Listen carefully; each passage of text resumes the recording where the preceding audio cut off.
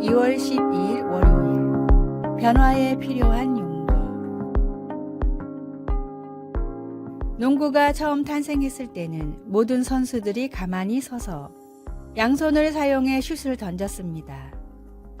이런 자세를 세트슛이라고 했는데 당시 농구 코치들은 이 자세가 가장 효율적인 슛 방법이라고 생각했습니다. 그러나 프로농구 선수 안젤로 루이세티는 오히려 한 손으로 점프하며 슛을 하면 슛 성공률을 더 높일 수 있다고 생각했습니다. 하지만 연구가 충분히 되지 않아 처음에는 오히려 기존의 자세보다 성공률이 낮았고, 안젤로의 자세를 본 다른 코치들은 쓸모없는 폼이라고 폄하했습니다. 모든 코치들이 안젤로의 슛 자세를 비판할 때 안젤로의 전담 코치는 가능성이 보이니 계속해서 연습하라고 독려했습니다. 그 결과 안젤로는 당시의 어떤 선수들보다 뛰어난 슈터가 되었습니다. 지금은 안젤로가 만든 자세가 슛의 기본 자세가 됐고, 이 자세로 인해 농구가 훨씬 발전할 수 있게 되었습니다. 모든 변화에는 용기가 필요합니다.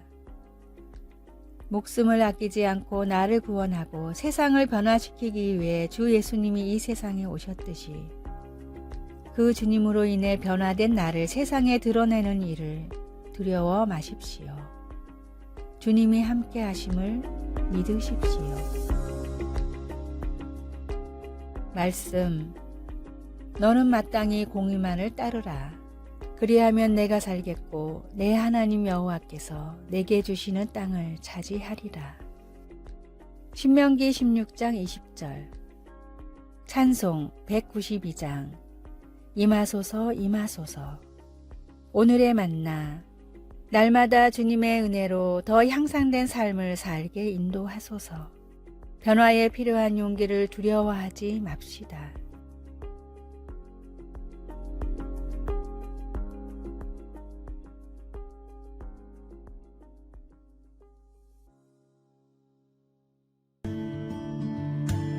(2월 13일) 화요일, 갈림길에서 인도하시는 하나님. 남편이 며칠 동안 아프다가 열까지 심하게 낮아 결국 응급치료를 받으러 갔는데 병원에 바로 입원하게 되었습니다.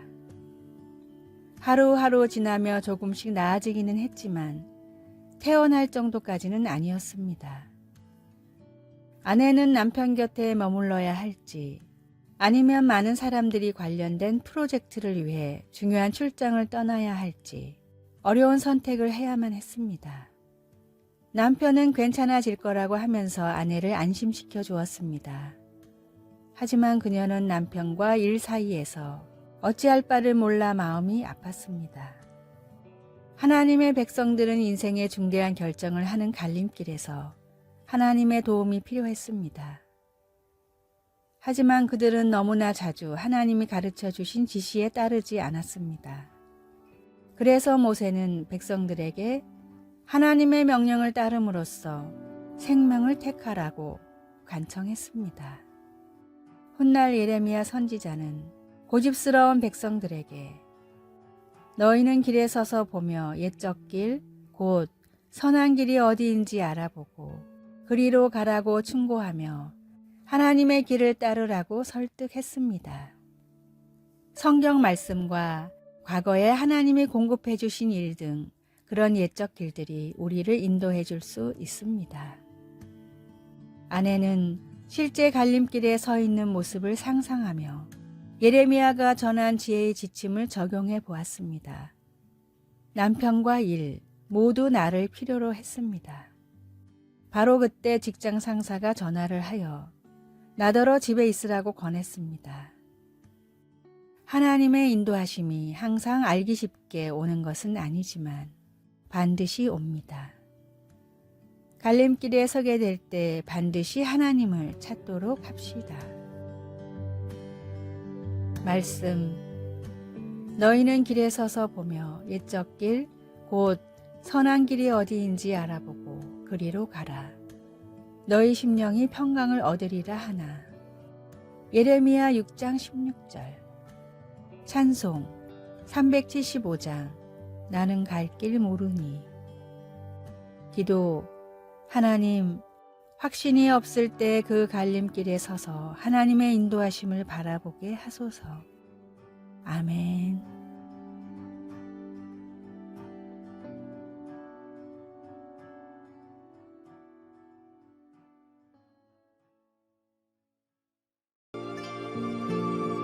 (2월 14일) 수요일. 김치 하나면 돼.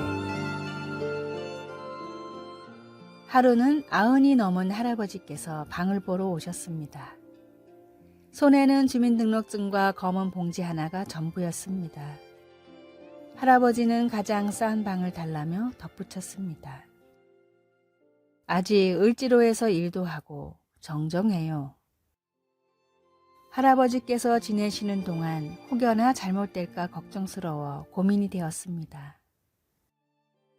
하지만 아들이 도망치듯 이사가는 바람에 여기까지 오게 되었다는 사람을 외면할 수 없었습니다. 원장님도 같은 생각이었습니다. 결국 할아버지는 고시원의 가장 작고 구석진 방에 들어와 살게 되었습니다. 며칠 뒤 주방에 갔다가 저녁 식사 중인 할아버지와 마주쳤습니다. 식탁 위에는 고시원에서 무료로 제공하는 밥과 김치가 전부였습니다. 난 김치 하나면 돼. 그 말씀에 저는 용수철처럼 주방을 튀어나갔습니다. 저의 방 냉장고에 있는 마른 반찬 몇 가지를 정성스레 담아 할아버지 밥공기 옆에 살며시 놓아드렸습니다.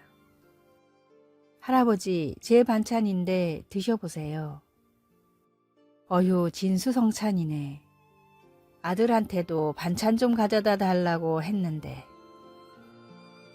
아버지를 버린 아들이 반찬을 가져올리 만무했습니다. 저는 마음 한편이 아려와 재빨리 제 방으로 숨어버렸습니다. 다음날 방문 앞에 도시락용 김과 간식이 쪽지와 함께 놓여 있었습니다. 학생이 준 반찬 잘 먹었어요. 김이랑 군것질거리 몇 가지 두고 갑니다. 30호 할아버지가. 호박엿, 포도맛 사탕, 계피맛 사탕, 흑사탕, 그리고 눈깔 사탕까지.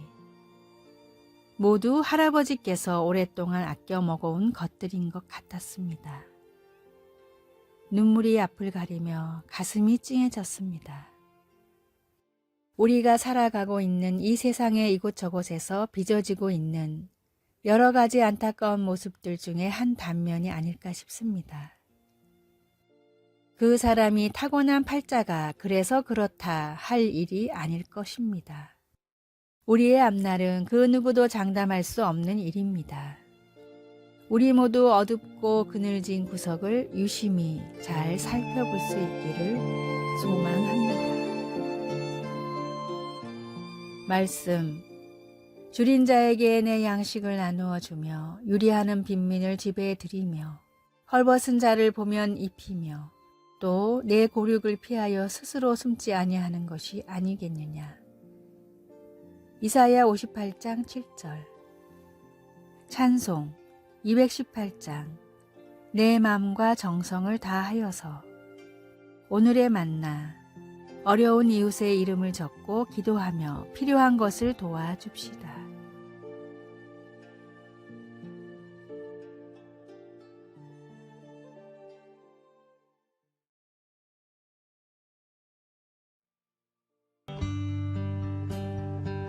(2월 15일) 목요일. 조용히 성실하게. 처음에는 그 사람이 눈에 띄지 않았습니다.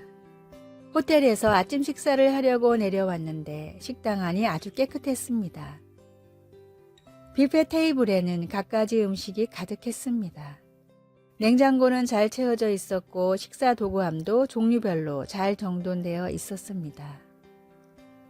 모든 것이 완벽했습니다.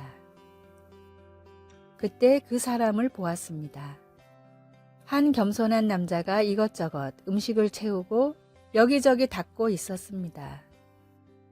그는 사람들 눈에 띄지 않게 일을 했지만 자리에 앉아 머물러 있을수록 놀라움은 더 커져 갔습니다. 그는 일을 매우 빨리 처리하면서 모든 상황을 파악하고는 무언가 더 필요할 것 같으면 바로 음식을 채웠습니다. 나도 음식 서비스를 오래 했었기 때문에 계속해서 세심한 것들에 집중하는 그의 모습이 눈에 들어온 것입니다. 대부분의 손님들은 알아차리지 못했지만 이 식당은 그의 충실한 일처리 때문에 모든 것이 완벽했습니다.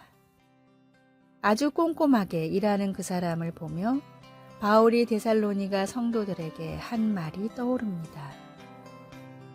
우리가 여러분에게 명령한 것처럼 조용한 생활을 하고 남의 일에 간섭하지 말며 손수 일하도록 하십시오. 그러면 불신자들에게 존경을 받을 것입니다. 바울은 충실한 일꾼이 어떻게 사람들의 존경을 받을 수 있는지를 알았으며 다른 사람들을 위해 하는 자가 보이는 봉사도 복음이 어떻게 거기에 존엄성과 목적을 부여하는지를 조용히 증언했습니다. 말씀, 또 너희에게 명한 것 같이 조용히 자기 일을 하고 너희 손으로 일하기를 힘쓰라. 데살로니가 전서 4장 11절. 찬송 215장. 내 죄 속해 주신 주께. 기도. 하나님 나라에는 하찮은 일이 없음을 알게 하시고 하나님이 가까이 계시다고 생각하며 매일 성실하게 섬길 수 있도록 도와주소서. 아멘.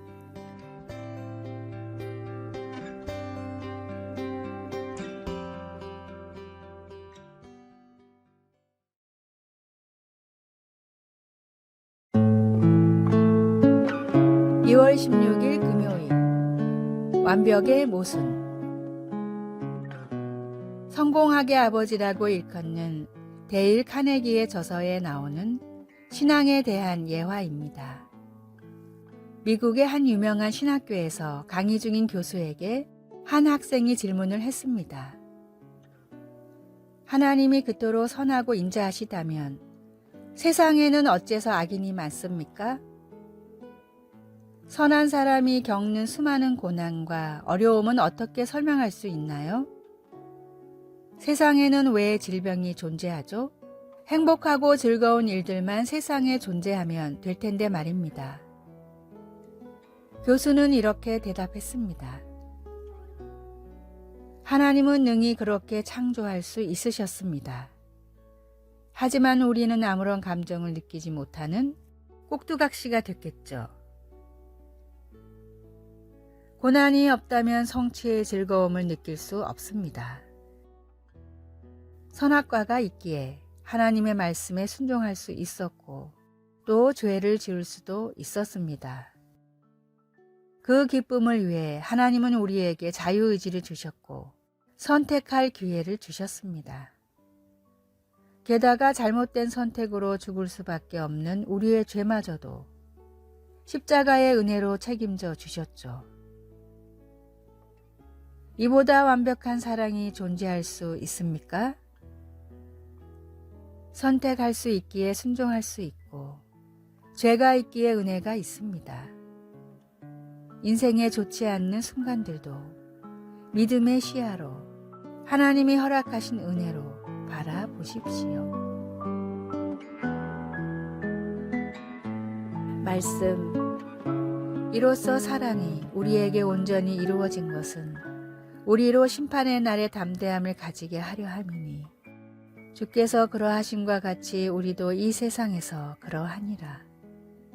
요한 1서 4장 17절. 찬송 617장. 주님을 찬양합니다. 오늘의 만나, 주님이 저희에게 향하신 주님의 마음을 깨닫게 하시고 우리를 위해 죽기까지 하신 주님의 사랑을 잊지 않게 하소서.